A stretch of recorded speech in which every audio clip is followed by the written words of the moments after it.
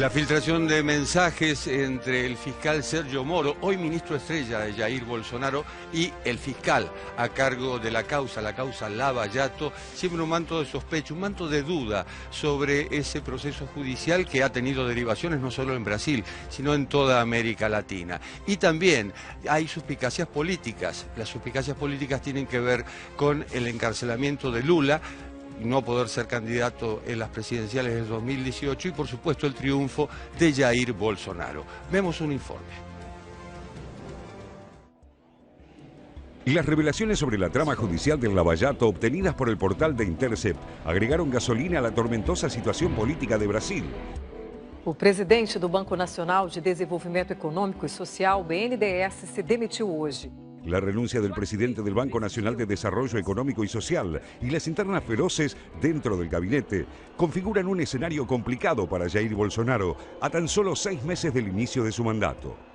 La imagen del presidente que ganó con el 55% de los votos en 2018, hoy, a medio año de gobierno, cae estrepitosamente. Además, esta semana se sumó el sondeo Focus del Banco Central que prevé un enfriamiento de la economía brasileña, considerada la más importante de América del Sur. En los últimos días, las calles también fueron protagonistas de masivas movilizaciones contra el ajuste y el inicio de la Copa América.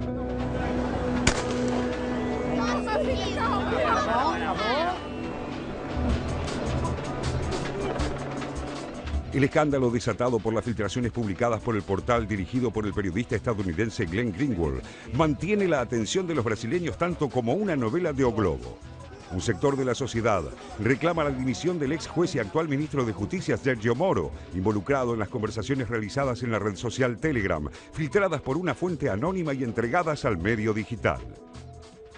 En los diálogos revelados, Moro coordina con el jefe de fiscales del Lava Jato, Deltan Dallagnol, la detención del presidente Lula da Silva. En otros tramos de las conversaciones, los fiscales de la causa admiten que las pruebas contra Lula carecen de solidez. A gente revelou que, na verdade, o juiz e o procurador atuaram juntos, né? E muitas vezes no caso, e muitas vezes o juiz, inclusive, sugerindo mudança de fases de operação, dando dica sobre como os procuradores deveriam oferecer denúncias ou operar. Então isso mostra que a Lava Jato estava muito preocupada politicamente com o que estava acontecendo no Brasil. Isso não é o que se espera, né, de procuradores que devem ser isentos, imparciais, que devem julgar, oferecer denúncia com imparcialidade. Lula fue acusado de recibir como soborno del grupo OAS un departamento frente a una playa del estado de São Paulo a cambio de facilitar contratos millonarios con Petrobras.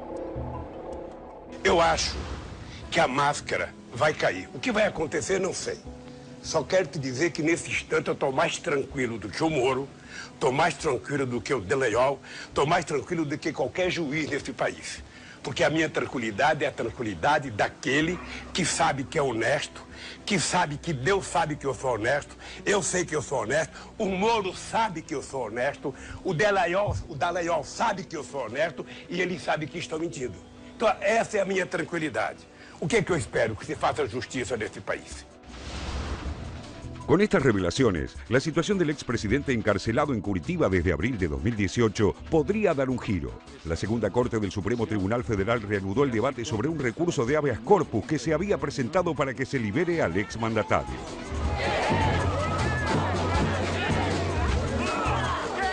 En abril, la Corte le redujo la condena de 12 años a 1 mes a 8 años y 10 meses y la viceprocuradora de la República, Aurea Nogueira, pidió que el líder petista complete su sentencia bajo un régimen de libertad vigilada.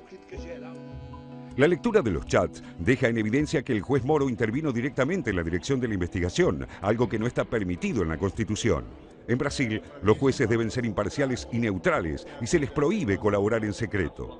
Otras conversaciones mencionan al ministro de la Corte, Luis Fux, garantizando el trabajo de Moro y Dallagnol. En una de las últimas charlas difundidas, Moro le pide al fiscal Carlos Fernando dos Santos Lima que prepare un comunicado de prensa con las supuestas contradicciones del expresidente en la indagatoria para que sea publicado en los medios.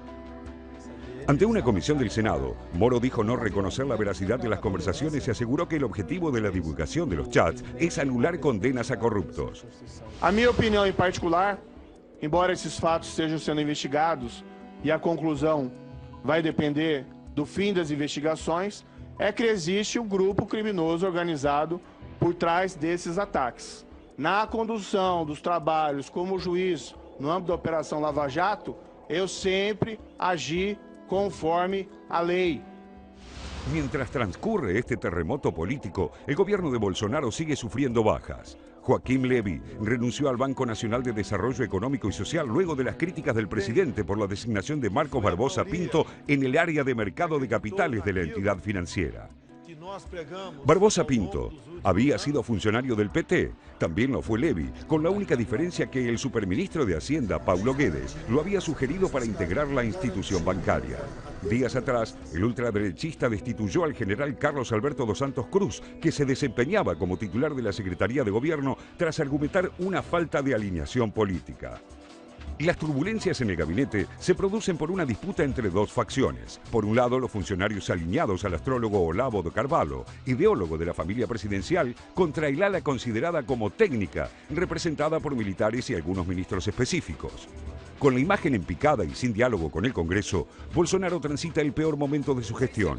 Moro, premiado con el Ministerio de Justicia tras ordenar la detención de Lula, se encuentra bajo sospecha y deberá aclarar cómo fue su comportamiento en la investigación del Lava Jato. Tras difundirse los chats, el hashtag Moro Traidor da Patria fue lo más comentado en las redes de Brasil y en cuestión de horas se convirtió en trending topic mundial.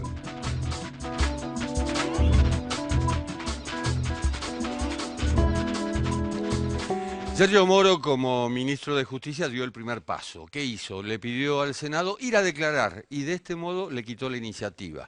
¿Por qué? Porque en el Congreso se quería formar una comisión investigadora y al haber sido el ministro el que pide ir a declarar al Congreso, al haber sido el ministro que antes era juez, el que defiende el modo en que trabajó o el modo en que llevó adelante el caso Lava Jato, le quitó la iniciativa a la oposición. Pero igualmente, más allá de haberse mostrado juntos, inclusive en un estadio de fútbol con Bolsonaro, esto afecta al gobierno, José. Sí, efectivamente, Jorge, el gobierno de Bolsonaro en Brasil está en una crisis política y económica, después va a hablar Raúl de esto, muy fuerte. Recordemos cuando asumió Moro hace relativamente poco tiempo, asumen los presidentes el 1 de enero en Brasil, una fecha por otra parte bastante insólita para que asuman los presidentes, tenía dos grandes pilares en sus ministros. Había dos superministros. Uno era Paulo Guedes, el ministro de Hacienda, que venía con una impronta de implementar una serie de reformas neoliberales muy profundas, muchas de las cuales habían intentado aplicarse durante la etapa de Temer y habían fracasado, caso la reforma previsional. Y Sergio Moro como una especie de superministro que nuclearía en esta supercartera las áreas de justicia y seguridad. Tomando nota de una de las demandas más fuertes de la sociedad brasileña, que es la demanda de bajar los niveles de criminalidad en las calles, que sobre todo en algunos estados, en Río de Janeiro, en el nordeste son muy altos, y también de hacer una limpieza con la justicia, y venía con todo el halo de transparencia y de lucha contra la corrupción que le había proveído el Lava Jato. De hecho, Moro tuvo durante todos estos meses más imagen positiva que el propio Bolsonaro. Es decir, la imagen del ministro de Justicia era superior a la del presidente. Era para Bolsonaro un activo político importante tener un ministro como Moro. Las revelaciones de Intercept y todo lo que se conoció acerca de los mensajes de Telegram y demás están afectando de manera muy notable la popularidad de Moro y también la popularidad del gobierno y refuerzan una sensación que está se ha ido instalando muy fuertemente en Brasil, que es que este es un gobierno a la deriva, que no tiene plan, que no tiene rumbo. Ya Bolsonaro le ha tenido que pedir la renuncia a media docena de ministros. Hay una interna muy fuerte, lo hemos hablado en este programa, entre el sector militar y el sector más ideológico. Los hijos de Bolsonaro, que no son funcionarios, se meten todo el tiempo. Es decir, un gobierno muy caótico. Y cosas que en la campaña electoral por ahí podían resultar seductoras y hasta simpáticas, ellos cierta improvisación, cierto halo de recién llegado que tenía Bolsonaro, que parecía tener Bolsonaro, ese discurso anti-establishment y demás, una vez en el gobierno se empieza a sentir como un costo. Entonces, lo que yo quería transmitir es la idea de que con estas revelaciones no solo sufre Moro, sino que sufre un gobierno que ya se viene tambaleando de manera muy marcada a muy pocos meses de haber asumido. Hoy mismo asume el tercer secretario general de la presidencia en 6 meses. Estamos hablando de un recambio entre un militar y otro militar. Pero esto evidentemente ha de afectar la economía. Y está afectando, porque como decía recién José, digamos, tuvo mucho que ver, por ejemplo, la incorporación de Paulo Guedes al equipo de Bolsonaro, seguramente tuvo que ver inclusive hasta en el resultado electoral. Recordemos que el establishment brasileño tenía otros candidatos u otro candidato, en el caso de Almin, cuando fue perdiendo fuerza, aparece Bolsonaro, que no era un candidato bien visto en principio por el establishment. Con la incorporación de Paulo Guedes le acercó una afinidad que hasta ahí no tenía. De la mano de Guedes venía una serie de promesas de reformas económicas en un país que viene padeciendo una crisis o por lo menos un estancamiento importante en los últimos años. Ahora está sucediendo que los primeros datos, los datos del inicio de año que está dando el Banco Central marcan que ese clima de quietud, de estancamiento, no se ha superado. Y las reformas ahora empiezan a entrar en duda si va a ser capaz este gobierno, con esta crisis que describía recién José, de poder llevarlas a cabo. Reformas en algunos casos quedaron a medias porque Michel Temer las había encarado. Vino Bolsonaro supuestamente con una fuerza mayor para avanzar en reformas que obviamente van a ser muy resistidas socialmente. Ahora, sucede este problema. Renunció esta semana, recordemos también, bueno, lo decía el informe, Joaquim Levy como presidente del Bandés. Una figura que uno tiene que decir es absolutamente una figura relacionada con el establishment. ¿Esto significa una ruptura o hubo un problema más personal en esta renuncia? Creo que hay que esperar unos días para tener la respuesta a esa pregunta. Pero lo cierto es que hoy el gobierno de Bolsonaro se muestra con una mucho mayor debilidad para poder llevar adelante las reformas que se había propuesto, justamente por toda esta crisis en la cual la cuestión o el tema Moro no es ajena, ¿no? Una de las reformas, uno de los temas es la violencia y uno de los proyectos es el de la aportación de armas. Esta misma semana el Senado no aprobó ese proyecto, vuelve a diputados y sigue la discusión. En Brasil, en realidad, nada se puede hacer sin el Congreso, es decir, el presidente no tiene la potestad de ordenar o de decretar que se haga tal o cual cosa, José. Sí, efectivamente, Jorge, es un sistema que depende mucho más que la Argentina y que otros sistemas políticos de la región de la aprobación del Congreso. El presidente puede tomar medidas ejecutivas, pero requieren después una aprobación posterior del Congreso porque si no en muchos casos caen. Depende también según el tema del que se trate. Esto refuerza la idea de un gobierno paralizado, que además es un gobierno que tiene la peor imagen de un gobierno a esta altura, digamos, de su gestión. El segundo gobierno de Dilma uno podría comparar, pero bueno, ya Dilma venía de un primer gobierno. Pero para un presidente Nobel, en Brasil es inédito el nivel de rechazo que está concitando Bolsonaro. Dilma fue prácticamente el apéndice del gobierno de Lula. Sí. Esta es una realidad y bueno, después pasó lo que pasó con Michel Temer. En el medio, Petrobras. En el medio, Odebrecht.